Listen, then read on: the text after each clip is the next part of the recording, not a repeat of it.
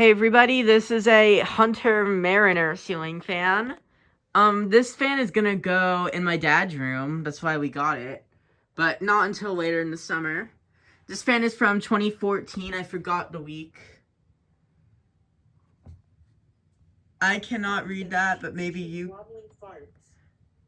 The 23rd week of 2014. Ignore that. Let's start it up on low.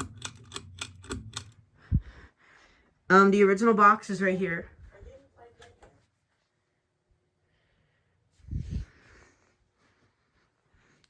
This is a pretty good performer, and it looks pretty cool next to the Bridgeport, but I'm going to take it down because I want to, put some of my other fans up.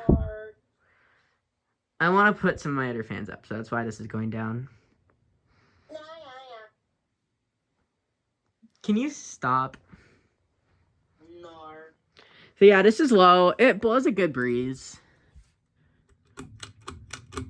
Oh, and it does have the pull chain extension, but it's on the Oakhurst. But my dad's not going to probably not going to really... What? Who said that? Anyways, here's medium. It's blowing a good amount of air. We'll go to high.